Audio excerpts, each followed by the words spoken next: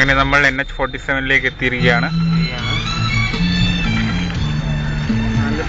ഇതാ നമ്മുടെ മെയിൻ ഡ്രൈവറായ മിസ്റ്റർ അനൂപ് വണ്ടി ഓടിച്ചോണ്ടിരിക്കുകയാണ്. വീഡിയോ ആണോ?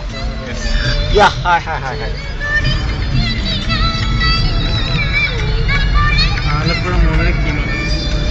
എത്ര കിമി? 1.5 കിമി. എറണാകുളം 67, തൃശ്ശൂർ 140.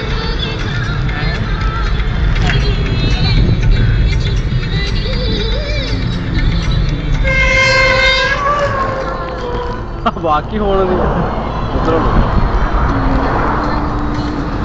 ഈ ചേർത്തല വരെ അവർക്ക് കൊണ്ടാവില്ല. ബോസിലെല്ലാം കുരുണ്ടോ?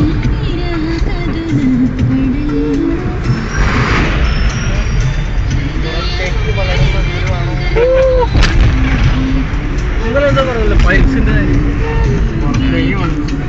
എറണാകുളം പുറത്തേക്ക് വളർന്നു.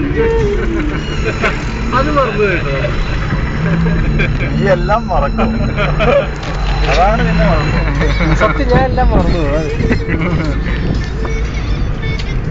ചെങ്കുത്തായ കയറ്റങ്ങൾ ഇറക്കുന്നത് അത് മറക്കാൻ പറ്റില്ല.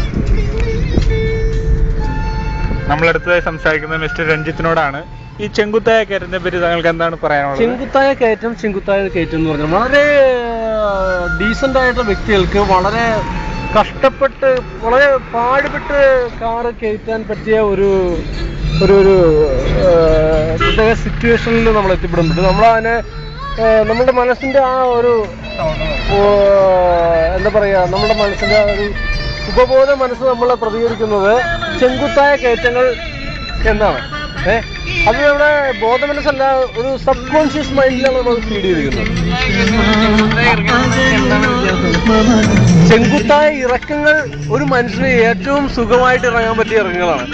പക്ഷെ ഒരു നോർമൽ അല്ലാത്ത ഒരു അബ്നോർമൽ പേഴ്സണ് ചെങ്കുത്തായ കയറ്റങ്ങൾ എന്ന് പറഞ്ഞു കഴിഞ്ഞാൽ അത് അവന് ഒരു ഉപബോധ മനസ്സ് ക്രിയേറ്റ് ചെയ്യുന്ന ഒരു എന്താ പറയാ, ഒരു ഒപ്റ്റിക്കൽ ഇല്യൂഷൻ എന്ന് തന്നെ പറയാം. നമുക്ക് ഇറക്കങ്ങളായിട്ട് മാറ്റാൻ ടെക്നോളജികളൊന്നും തൽക്കാലം കണ്ടുപിടിച്ചിട്ടില്ല. പക്ഷേ ഇത്രയും നാളും നമ്മൾ ചെങ്കുത്തായ കയറ്റങ്ങൾ കയറുന്ന ഒരു വ്യക്തിയെ കൂടുതലായിട്ട് കളിയാക്കി അല്ലെങ്കിൽ അയാളുടെ ആ നാണം മാറ്റിയെടുത്തുകൊണ്ടാണ് നമ്മൾ ഇറക്കങ്ങളിലേക്ക് നമ്മൾ എത്തിക്കുന്നത്. ചെങ്കുത്തായ കയറ്റങ്ങൾ കയറ്റുന്ന ഡ്രൈവറുടെ മനസ്സിൽ എന്തായിരിക്കും? മനസ്സിൽ പ്രത്യേകിച്ചൊന്നും ഉണ്ടാവില്ല. അപ്പുറം ഇപ്പുറം പെൺപിള്ളേർ പോയി കഴിഞ്ഞാൽ, നല്ല പെൺപിള്ളേരെ കണ്ടു കഴിഞ്ഞാൽ ഈ ചെങ്കുത്തായ കയറ്റങ്ങൾക്ക് ഒരിത്തിരി കുറവുണ്ടാവും എന്നാണ് എൻ്റെ ഒരു അഭിപ്രായം. ശരി, നമുക്ക് ഇനി അടുത്തൊരു ബ്രേക്കിന് ശേഷം തിരിച്ചു കാണാം. ടിങ് ടോങ്.